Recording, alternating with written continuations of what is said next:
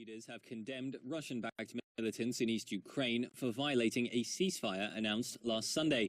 They have threatened to bring more sanctions against Russia if the situation does not improve. As you know, our policy on sanctions is always the same, based on our unity at 28 and our deep understanding of the fact that they are linked on the situation on the ground.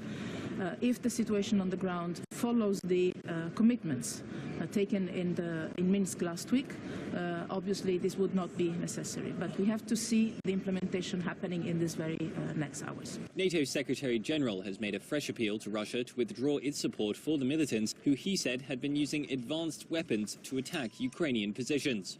I urge Russia to withdraw all its forces from eastern Ukraine, to stop all its support for the separatists, and to respect the Minsk agreement, and to also use all its influence on the separatists to make them respect the ceasefire.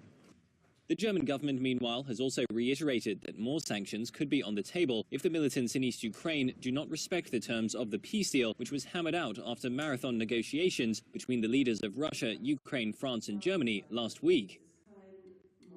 Ich möchte gerne zum Thema Ukraine. I would like to talk to you about Ukraine and tell you that the German government sharply condemns the military offensive by separatists. It is a clear violation of the ceasefire agreed to last Sunday. It is a violation of the package of measures only signed last Thursday to implement the Minsk agreements from September. The head of Poland's National Security Bureau, meanwhile, says Europe is not doing enough to help Ukraine.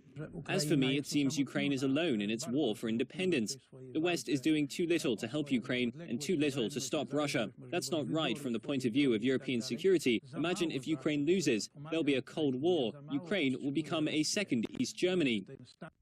The current ceasefire in East Ukraine follows a previous truce which was announced last September but failed to hold. The current deal is proving highly fragile, with the two sides accusing each other of violations.